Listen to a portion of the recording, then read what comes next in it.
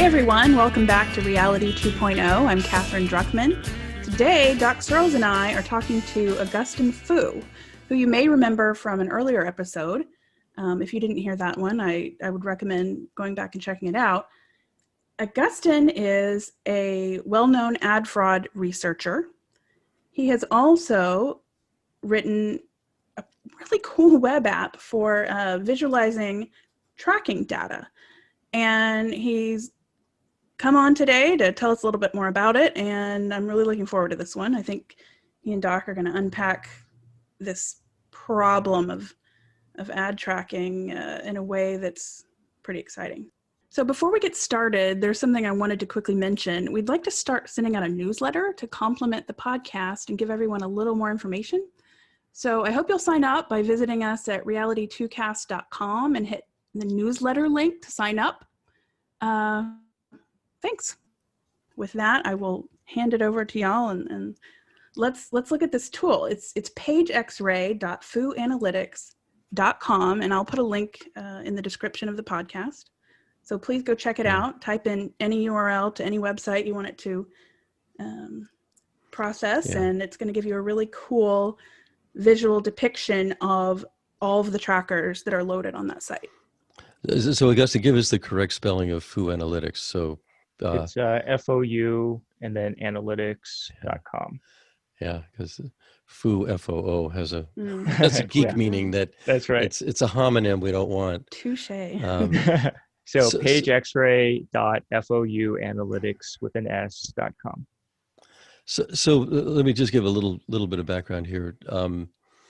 I've, as a journalist, especially a Linux journal, longtime readers know that I've been inveighing against being tracked online for a long time, and it was through that work and just because I think we basically started tweeting at each other a lot, like little amens for what the other one was doing.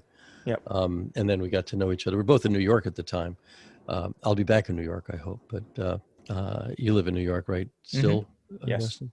Yeah. So explain this tool. Let me give just a little bit more background. So the Markup, great magazine, great publication, came up with something called Blacklight that does some of what Augustine's doing here, but basically in a summary form, saying this site tracks you in these ways, that one doesn't as much, that one does more. But to me, it's still all adjusted around a norm that you're being tracked all the time. What I love about what Augustine has is a way to visualize what's happening behind the scenes when you go to a website, which the way the web is originally designed is you're asking for a file and you're going to look at the file, and there's the file, there's a document, you're looking at a web page, and now you're getting this payload you're getting injected with a zillion trackers. So Augustine, tell us, how you visualize what goes on here, or summarize it too. Okay, great. Yeah, I'm also a big fan of the Markup. I think it's Blacklight or Backlight. It's Blacklight, I think. Blacklight, It's got an L in it. So it highlights kind of the problem of the trackers on the page, but it does it in kind of a summary format.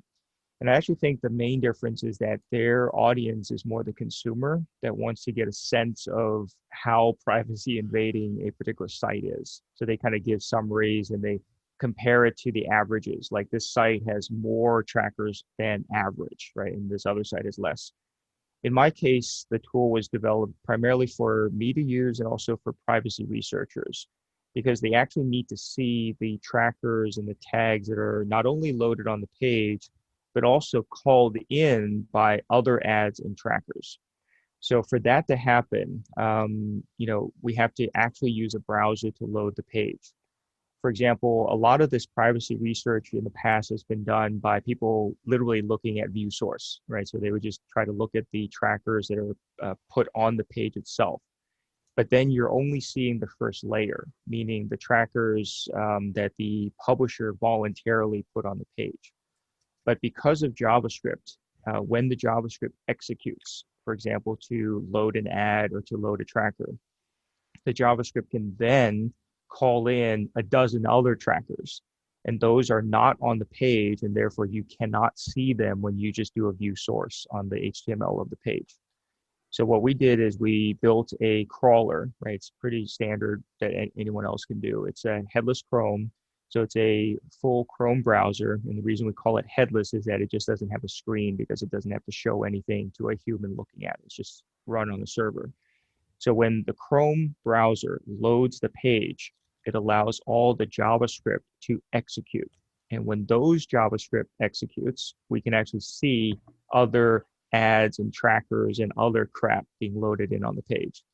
And what we do is we literally record every network call, and we kind of thread it together into what we call a tree graph. So essentially what it's showing to you is what calls what, right? So we start with the page that the person visited, and then we'll see, okay, here's a dozen things, here's 50 things, or maybe even 100 things that the publisher loaded on the page itself. But from there, we see almost like the entire rest of that tree graph get populated when those ads and trackers call in lots and lots of things.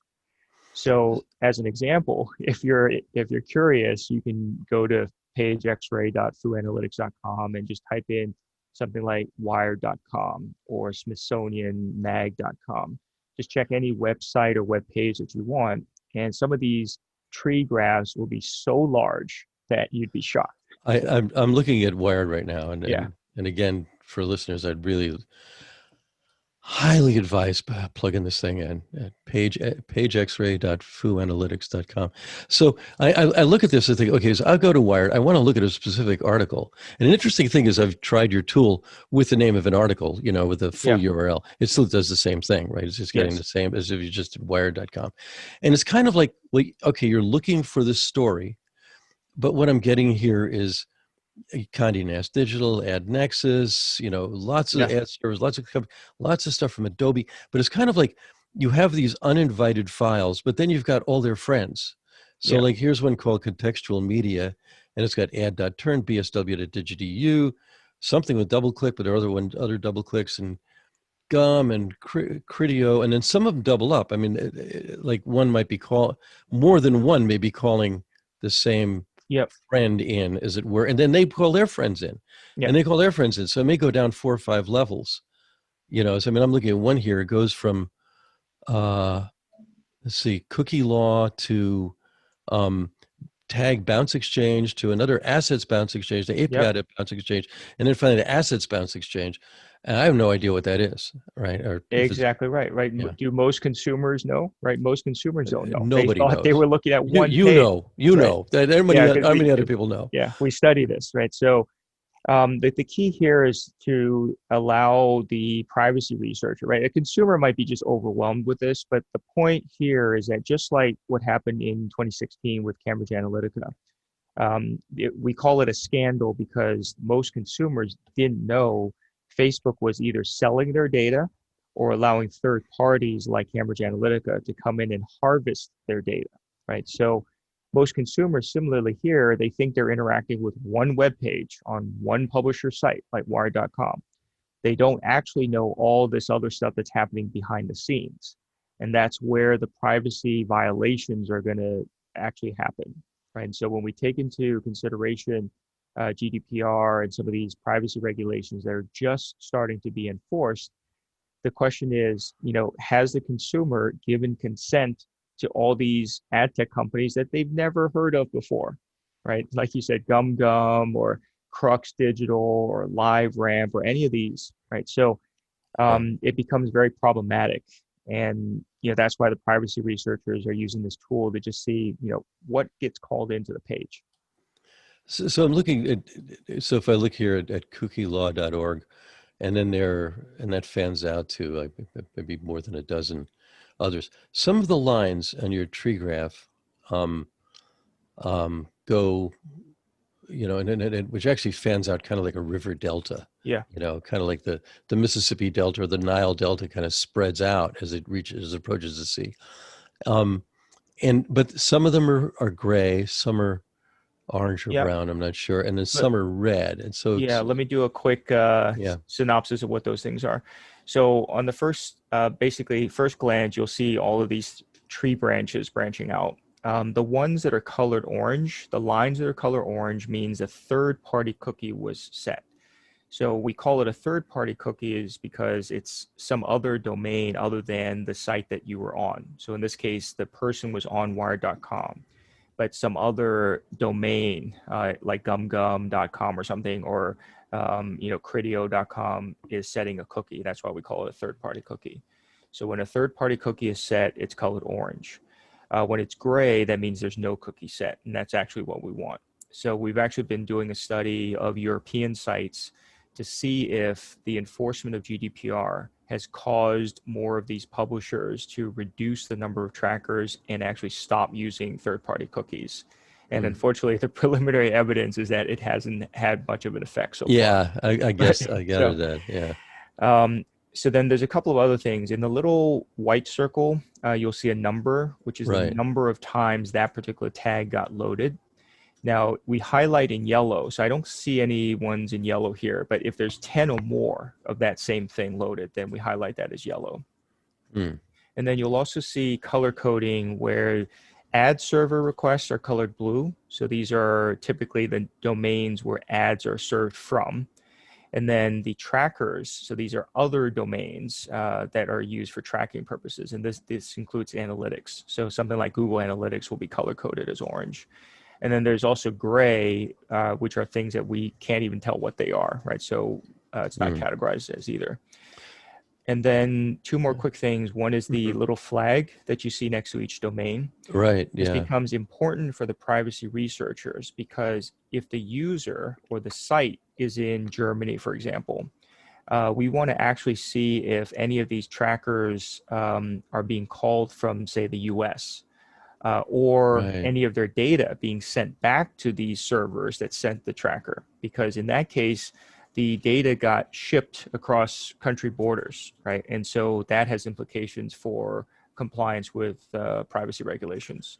So in most cases, like because we're here in the US, we'll see most of the trackers and ads are also being served from servers here in the US. But it becomes less clear if you're actually loading this tool from EU or if you're loading a page from the EU. How can you tell it from the US? Is it just an IP? It's the IP address of the server that sent the tag. So then we look up the exact IP address so we know which data center it came from, and then we can flag it. Yeah. I see one flag here I don't recognize, and I see one Canadian flag. Yeah. I see Hotjar ends up in Ireland. That's the Irish flag, isn't it?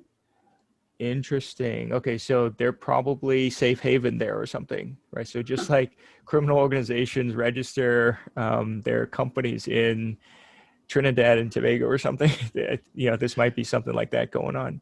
But you see those little fingerprint icons next to that? Yeah. Hotjar has been called out by there's a Freedom to Tinker group or blog at Princeton University where a number of privacy researchers, I think in 2017, did a study to show these types of fingerprinting services are exfiltrating user data, which includes login and passwords.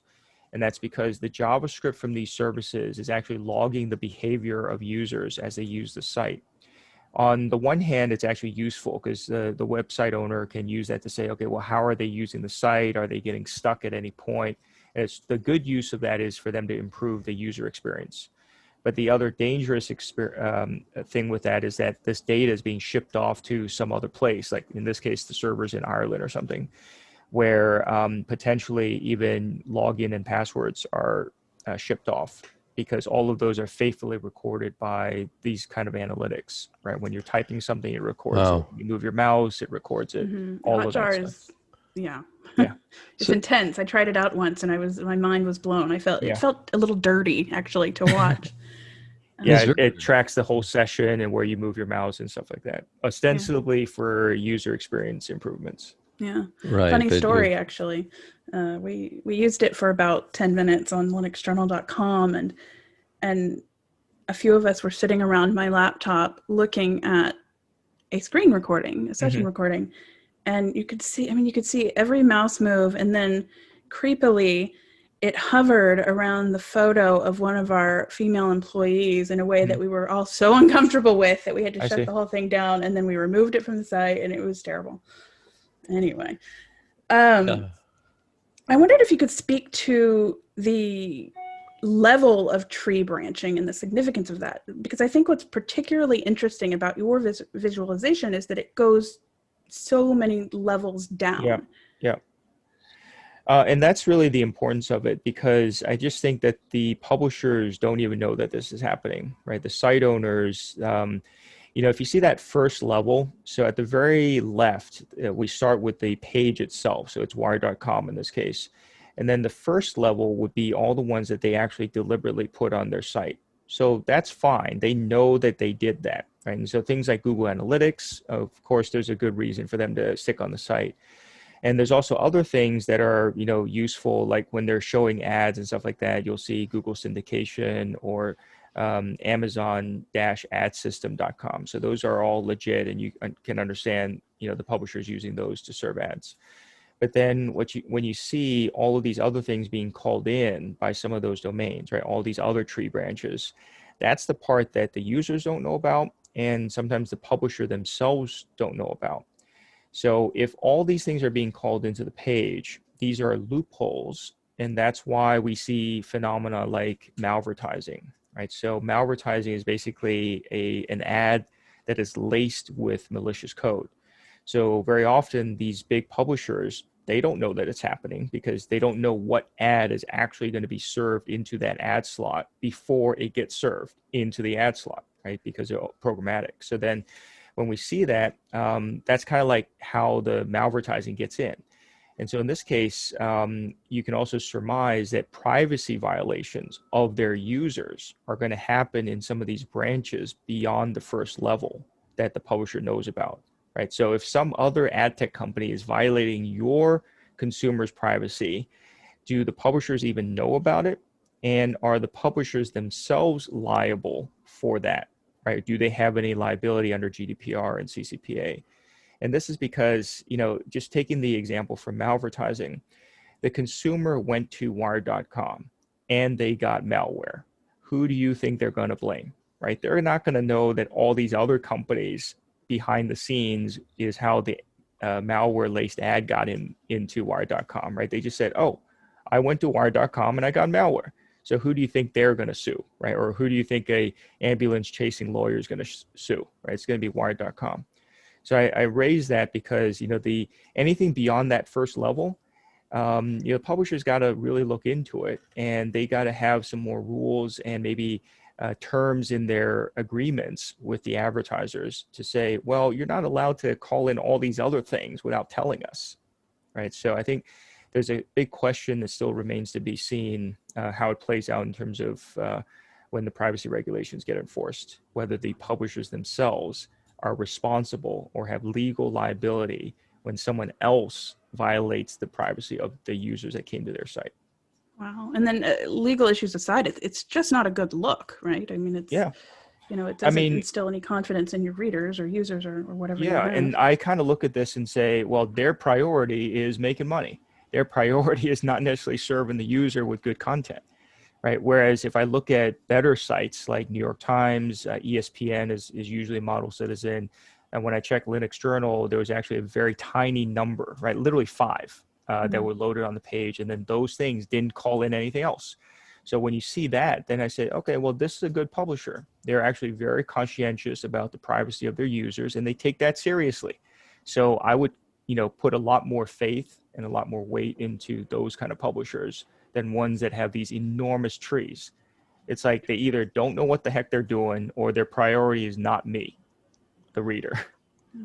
So another thing that I thought I would mention or ask you about is most privacy-related browser extensions and that sort of thing that detect trackers will pull up, I don't know, what, 40, 50 maybe in the worst case, and you go, Yeah. oh my God, 40 trackers? But, I really want to emphasize that everyone really needs to look at this app because, it's 40 is the tip of the iceberg. That's really what they can see on the page. So literally when that page loads, the Chrome extension or whether it's AdBlock Plus or Privacy Badger or Ghostery, they'll see that first level. And that's really the difference. We built this where we have a Chrome crawler go out and actually load the page, and we actually record all the network calls. And that's how we can get all the other levels beyond that. So what Ghoster reports to you, what Disconnect reports to you, or Privacy Badger is really that first level. But they're not executing the JavaScript and causing all the other stuff that would have been loaded in that we can see in this page X-ray. So you gave on Twitter, I think, or somewhere, Smithsonian Mag as an example, and Yeah. I just brought that one up, which is pretty massive. It fans out. I noticed there's fewer than I saw before, with more than 1,000 answer requests, I think. Yeah. Or tracking requests is down to 640 at the moment. But I'm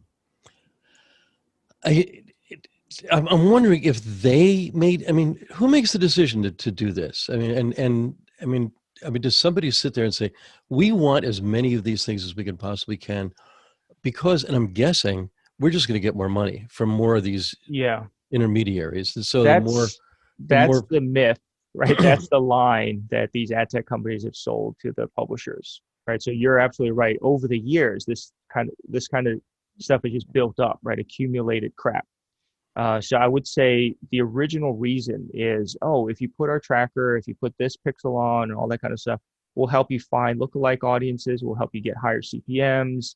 You know, your audiences are more valuable the more trackers you put on. So a lot of those big publishers kind of got convinced that they would make more money this way. But what we've seen in literally the last 10 years, and most aggressively since 2013, is that instead of making more money, what's actually happened to these big publishers is that they've lost money, both on top line ad revenues, because now marketers can say, oh, I can get cheaper ad impressions over here on the exchange. Why buy from you guys, the premium publishers, if I can buy some cheaper stuff over here? So the top line has been pressed down. And then the second thing is the bottom line, like their margins have also been compressed. And that's because they're trying to compete against fake sites that are offering 30-cent CPMs or $3 CPMs, which is 1/10 of what these big publishers typically charge.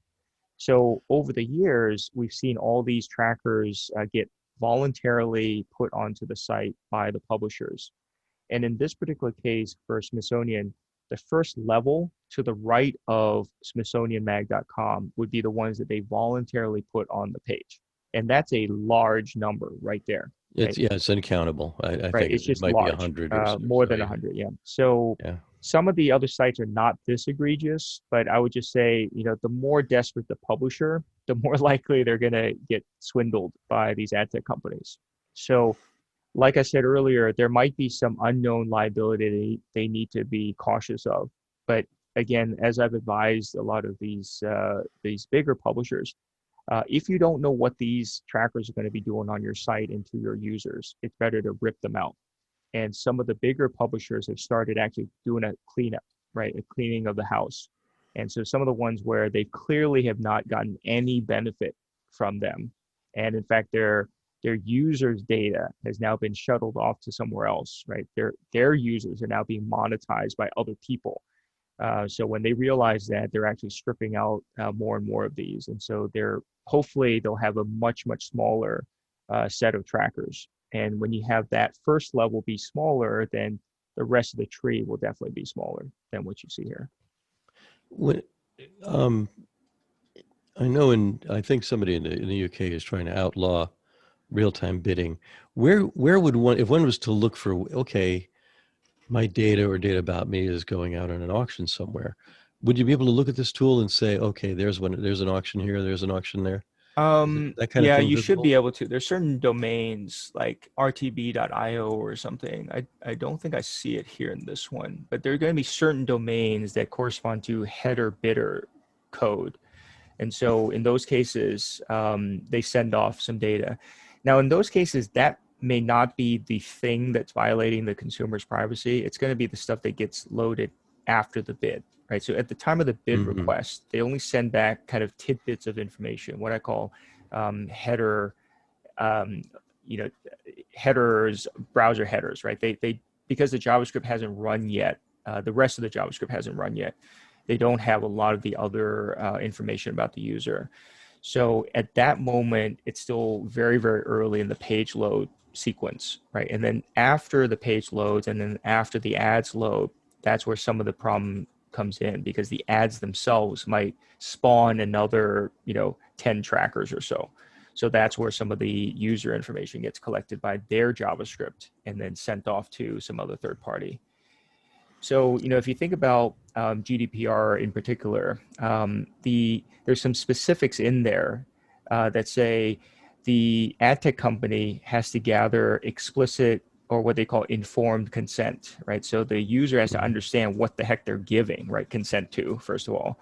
But then there's also some specificity, right? So they're giving consent to this company for doing these things, like setting a cookie or collecting their data for the purpose of selling it and all that kind of stuff.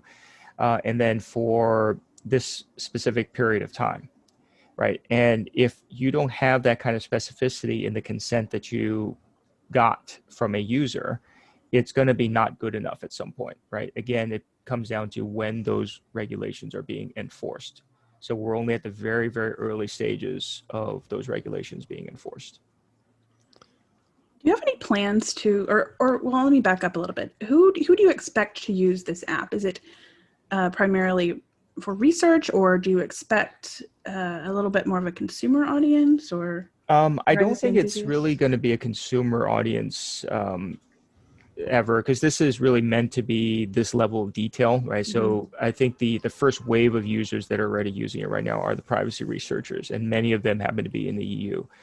But I do think that this is an element that goes into how we grade the sites. So like we said earlier, sites like New York Times, ESPN, their tree graphs are tiny. And that's because they've been very careful and conscientious about protecting the privacy of their users. Whereas some of these other sites, top priority is make as much money as we possibly can, right? We'll put whoever, on the site because they promised us more money, right? So then we can actually visually see the difference in quality. And I would say categorically, I would expect the bigger publishers to have, less trackers in general than some of these longer tail sites. It will be built into something in the future. It's not necessarily consumer facing, but for marketers who actually want to buy ads on quality publishers, this is one ingredient that goes into the quality score, right? So, part of it would be how many trackers do you load on your page voluntarily, right? And how many other trackers do you let be, called in by those?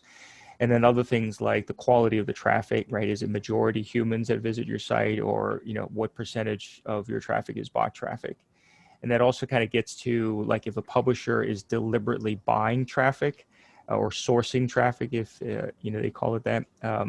In those cases, it's like common sense will tell you there's just not a whole bunch of humans sitting around with nothing to do, but to go to your specific web page, 10 million times and repeatedly load pages for you. But it's very, very easy for a botnet to do that, right? It's just one line of code, right. Go hit this site 10 million times and the botnet will go do it. So, it's just going to be yet another ingredient that goes into how we grade each domain.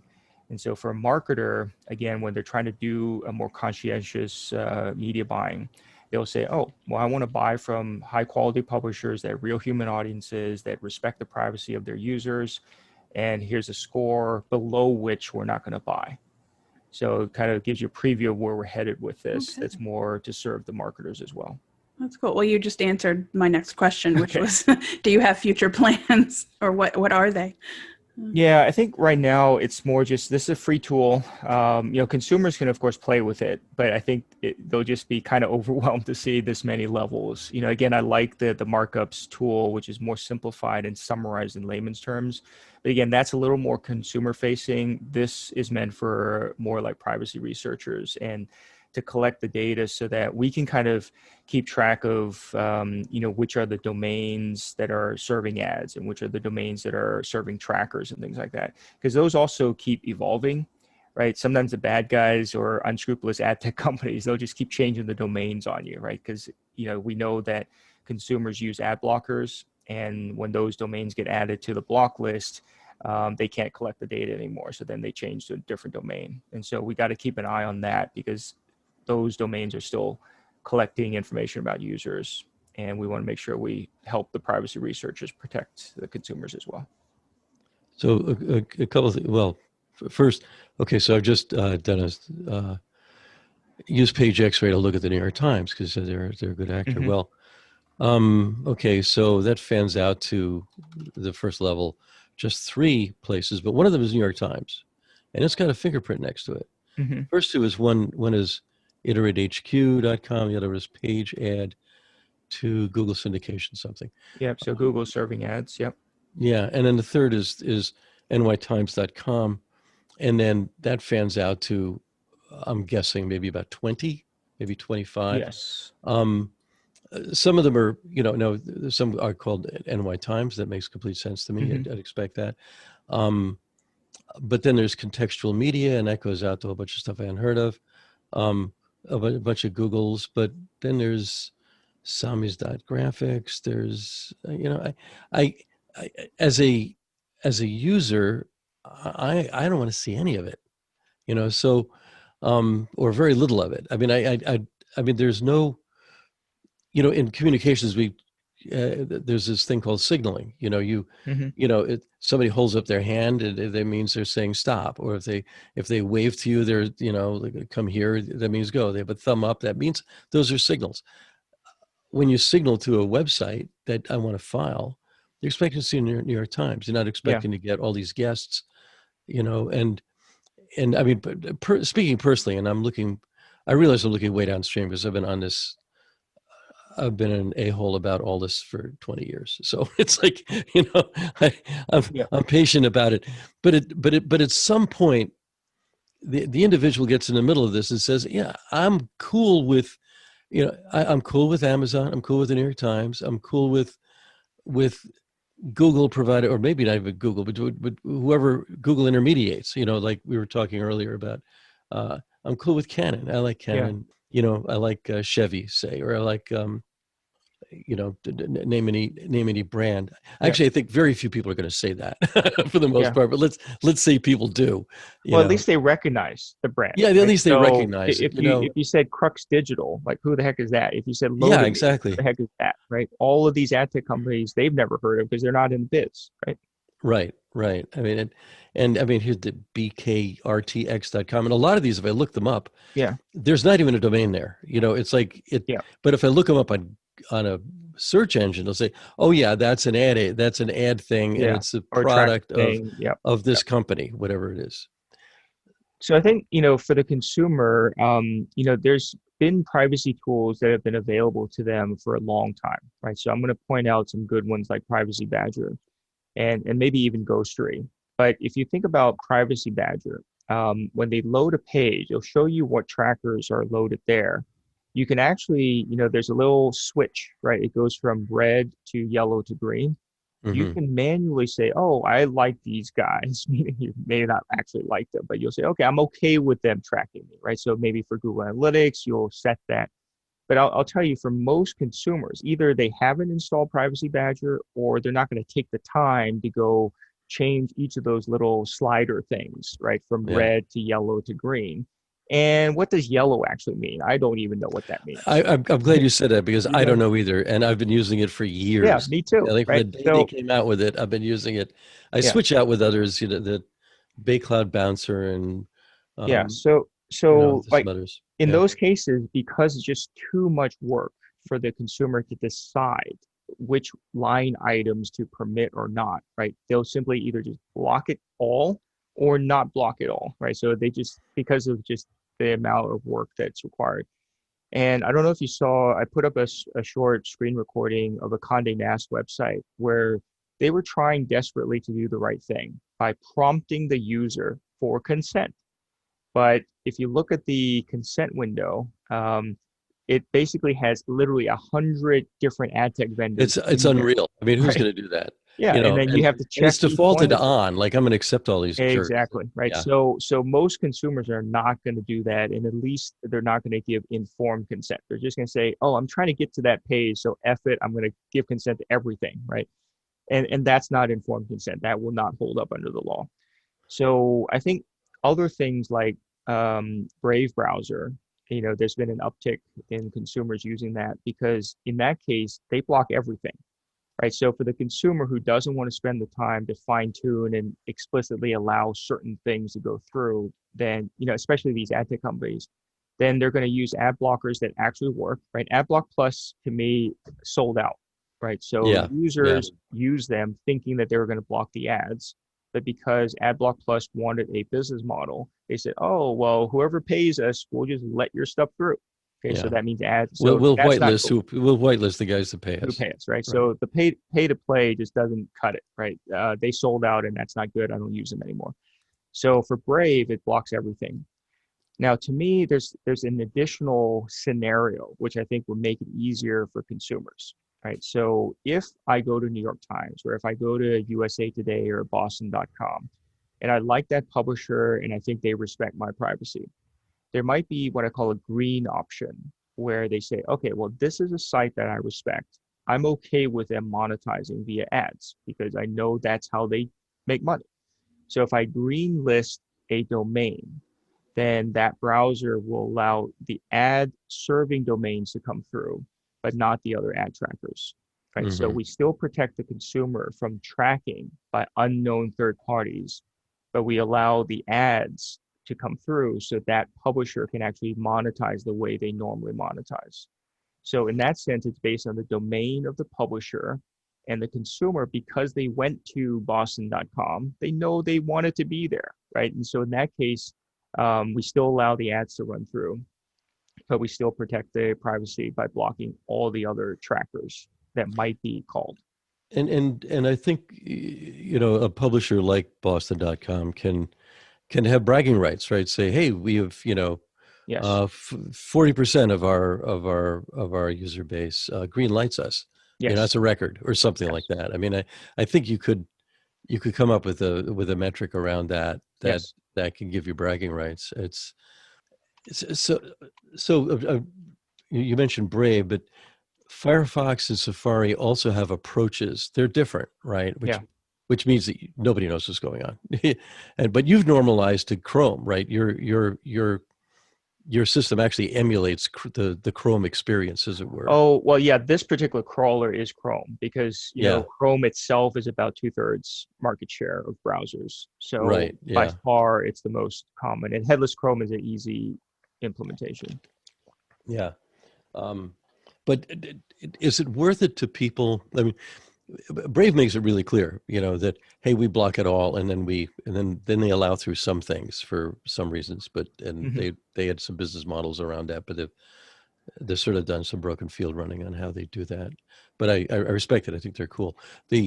But Apple's doing something else that involves AI or something, and then Firefox has its own approach. Do you pay much attention to those in this, or? Some of it is like applying nuance to where you actually want a sledgehammer. So in those cases, I think the Brave one is fine. But again, I do agree with you. They've been misunderstood. So I've heard a lot of publishers dislike them because somebody whispered in their ear saying, well, Brave is blocking all the ads that you normally serve and then serving their own ads on top of that, right? So on the surface, it appears that way, but the nuance, I don't know if anyone even cares about this nuance. What Brave is doing is when they're getting the ads, they're actually splitting some of that ad revenue to the publisher and splitting the other part of that ad revenue to the user and rewarding the user. Right. Right. Yeah.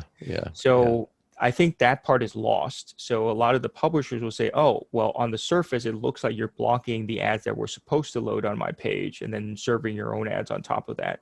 So they kind of think of Brave as in the same bucket as those sleazy browser toolbars that literally do ad injection, right? They cover up the actual ad on the page and inject their own.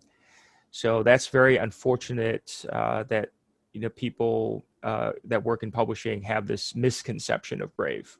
But I think that's where the concept of the green browser comes in, right? Where we can greenlist certain domains. And it's not about the browser serving ads on top of the ads that would have served. It's actually allowing those good publishers who do protect and respect the privacy of their users to monetize normally, which is through the ads that would normally serve on their page. So it's funny that you said that, this is for privacy researchers, and I was thinking, well, I'm just a normal user, but then again, actually, I am a privacy researcher because I'm Yeah, I looking at mean, this you've been all the focused time. on this I'm problem, totally right? You've been thinking about this for a long, long time. Yeah, I mean, Yeah, you're a different level, Doc. yeah, I mean, we I'm a all are. I different think level. none of us are just the average Well, consumer when it comes to anything privacy related. but I think that, I mean, so part of what's going on here is, I mean, I don't know whether who said it first, you or me or Don Marty or somebody, that what we're looking at here is kind of a four-dimensional shell game. It is a shell game. You Mhm. don't know what's under what shell Yep. and what's going on there. And is it possible to say, I see an ad actually back on the New York Times page. Let me go Mhm. back to that one. Let's see, that was Smithsonian, and oh yeah, there was. Oh, it's different now. That's interesting. But actually, you have a little image of an ad Yep. that got served. Let me see. This one's. Oh, that's an actual New Yorker ad on a New Yorker page. So I'm looking at New Yorker there. I have too many tabs open. Oh, here it is. It's in the Wired one. There's one here. Okay. I'm seeing an ad for Banana Republic. Okay, so and that's next to Yep. S0.2 Yes. MDN.net/long numeric string. Yep. It took 20 milliseconds for that to happen. And it is a Banana Republic ad. So, but there you're actually showing, well, there's the provenance of an ad. If I were to see an ad for Banana Republic, I knew it came from 3 levels down Yep. from this M2MDN.net by way of Google syndication. Yep. Google And syndication, then which had the fingerprint next to it, which comes yep. down from securepubads.doubleclick. Doubleclick.net. Yep. Yeah. So now the question for me is, okay, I see that ad. Is that just because, well, that's just the ad I got shown? Or is it because they know something about me? Or they're guessing something? They don't know anything. But I Oh, mean, in this case, it looks like it's just the ad that was shown because I'm seeing the same Banana Republic oh, you are? Yes. ad So, on my side. So this one doesn't necessarily seem to be targeted individually, but there will be others like the creepy ads that follow you around the web, right? the I'm looking at retargeting ones, yeah, yeah. those are the retargeting ones. I don't think these are, but like when you look at a bike on Amazon, that specific bike will be shown in an ad next time when you go to the next website. So those are typically different vendors, and that's how the fingerprints are used. So they either use a third-party cookie to say, oh, it's the same person. So because they looked at this, we want to show them the same ad.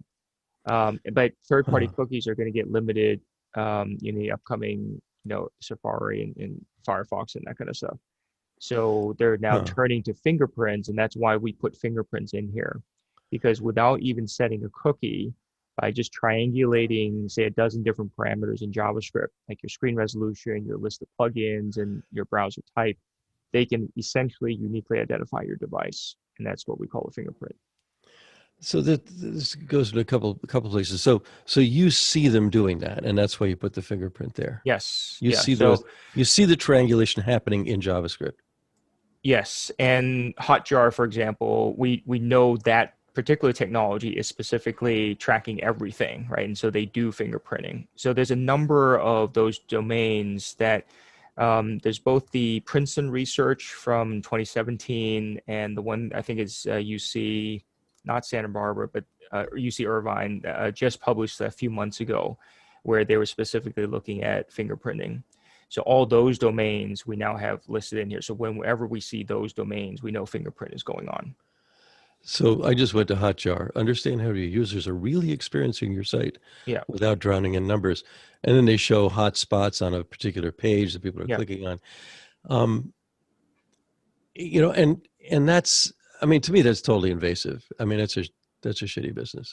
I don't want that business in the world, Well, you got to look at it from both sides. I mean, the original concept of it was to help publishers figure out whether they have any usability right issues. And and how do you, so this is the question for me, is like, how do you, I mean, I'll put it this way: the cognitive overhead required to know what's going on is impossibly high, right? And to me, that's wrong. I mean, I walk into a store And if I see 50 people with binoculars looking at me, I know what's going on, Yeah. right? You know, Yeah. but and with in clipboards and writing stuff down and then handing paper to each other, you know. Yeah. Well, one of them smiles and the other one frowns, and they hand it to somebody else because that's what's going on, right? Yeah. And uh, but not knowing this is just enormous cognitive overhead, and I see a number of ways that this can go. One is at some point when somebody uses your tool or one like it, and I hope they use yours because I want you to see get the business, Mhm. you know, to really deeply investigate this. Is where did all these, you know, where does this ad come from? What's it doing here and why? Mhm. You know, what does the machinery behind the machinery, individually and collectively, and robotically think about me as a visitor to the website that I'm getting this. And then I get it because it's not just the website experience, it's from place to with retargeting. Yeah. It's from place to place to place. I actually went to it was a business thing. Like several years ago, I was paid to go to this company in Arizona that I don't remember the name of it. But they said they were a $2 billion company and they did all kinds of stuff. They did call center, they did, you know, outsourced marketing of all kinds, but they wanted to explain to me that retargeting works when at least people see it the 75th time. They Yeah. see an ad the 75th time, and that's a success. They counted that as a success, and I'm thinking, well, maybe the 75th time somebody hits it by mistake. You know, I mean, Yeah. it just they aimed wrong. You know, Yeah. and they saw it on one of those crappy sites that has ads laid on top of ads and pages laid on top of Yeah. you know, um, 25 celebrities who cheated on their spouses, right? And Yeah. you'll start clicking on that and you click to the right and you get a whole pile of other crap that and links that aren't really links that go to the next thing you want to go to. And you click on one of those. Well, then then they count that as a success and somebody got paid. Yeah. Did you guys see the Social Dilemma? The We did. Netflix? Yeah, I We talked did. about it a little bit in our last I know some of episode. this, especially Tristan. Yeah. Yeah. I think those are still edge cases, which people should be aware of how potentially bad it could go. But I think they're taking certain specific cases and kind of implying that that happens, right? So the point I'm trying to make here is that a lot of ad tech companies are significantly overselling their actual targeting effectiveness, right? And that's because data is crappy, the insights they derive from that data is crappy, and the actual execution of placing the ad to the right person at the right time is also crappy. So there's a bunch of Right. overselling by the ad tech companies as well, right? Not to minimize the privacy issues and really creepy stuff, but I think there's still a long way to go but my whole point earlier was that a lot of this stuff is completely unnecessary, meaning the privacy invasive data collection is completely unnecessary if the marketers went back to buying direct from good publishers, right? They would pay them Right. to show their ads. Those publishers have real human audiences. So then we get back to the original three-legged stool of the internet, right? Which is a balanced internet versus the fourth-legged And of stool. all publishing, by the way, even Yeah. before the internet. Yeah. Yeah. And like the fourth leg is where the fourth leg itself is actually trying to extract as much value for themselves and no one else, right? So because of that, it's thrown everything out of balance. And then finally, I want to bring back an analogy you said, Doc, a long, long time ago, which is clothing, right? So in the physical Right. world, Yeah. we have clothing to signal that we don't want to show you our privates, right? And we call them our privates for a reason. Yes. Yeah. Whereas in digital, at this point, unless the consumer uses Brave or some actual ad blocking, not AdBlock Plus, then it's hard to signal in digital. But that's what's necessary, and I think marketers and publishers can actually help us get to that better future more quickly by realizing that a lot of this ad tech snake oil doesn't work anyway. So they don't have to do all this privacy invasive data collection, like all the stuff that you see in this page X-ray. If they just went back to basic blocking and tackling and doing marketing properly, they'd probably still get way better outcomes and spend way less money on these ad tech companies. Yeah. Another way of looking at it, and this is just to restate exactly what you're saying, which is that you have ads that sponsor the publication. that we call them sponsors, and Yep. there's no cognitive overhead to it. If I see, I mean, I can go to, like, it's just like it is in a newspaper. I open the New York Times, Yep. and I see an ad for, ladies' shoes. I know it doesn't matter. It's there, and it doesn't, if it's a brand, let's say it's Gucci. I don't even know if Gucci makes shoes, I'm guessing. But anyway, but that helps their brand, right? It's not, there are real economic benefits to sponsorship. I'm guessing, I've never seen the numbers on this, but probably way over $1 trillion, maybe 2 trillion has been spent on this kind of advertising so far, and not one brand known to the world has been made by it. If you want to make a brand, you got to spend money on getting people to know you, and Yeah, that's what Bob Hoffman has been talking about. yeah, and Bob Hoffman's perfect. His Yeah. ad contrarian is his Yeah. handle on Twitter, and he's got a series of books. He's also, I think, one of the best copywriters who ever walked the earth, and Yep. and really clever, really good, enviably good as a writer and as a speaker. But it's really simple. I mean, I watch a fair amount of sports, and so I know 15 minutes will save me 15% with Geico. Yep. I can't help knowing that. Yeah, We don't work use. really well. Yeah. Yeah, it works well. I know what Ford Tough means. I know I'm in good hands with Allstate. Yeah. This is, and those companies have grown. I mean, Geico and Progressive were also ran insurance companies Mhm. until they really doubled, quadrupled down on TV advertising. Yeah. The stuff works. I mean, we don't like it in some ways, but all we've done is lost 30 seconds or the effort it took to skip past the ad, right? Yeah. I think it's also, I describe it as the pendulum swinging too far one way, right? So a lot of the marketers, in their effort to chase the shiny object called digital, over the last 10, 15 years, they've allocated too many dollars to digital. But really, the difference between branding in traditional channels like on TV and branding in digital is that, at least in TV, there's a finite audience, right? There's a real human audience sitting in front of the TV. Yes, of course, some of them go up and get up and use a bathroom or go get something to drink while the commercials come on. But whatever. there's still some audience that's there, right? And you can also think about offline billboards, right? People still drive down the highway and they can still see the billboard right next to the highway, right? So branding still occurs. The problem with digital is that when you're doing branding, right, by buying billions and billions of display ads, what you're not taking into account is the portion that's not shown to humans, right? And that's due to the Yeah, you've done an awesome job with that, and bots and stuff like that. I mean, let's say there's a pie chart. You probably already have one anyway. All the ads served doesn't even have to be to a human. What percentage of all the ads that get paid for, okay, so somebody gets paid that are in the world, what percentage actually gets seen by human eyeballs? Oh, that's too hard of a question, Doc. You can't ask that question.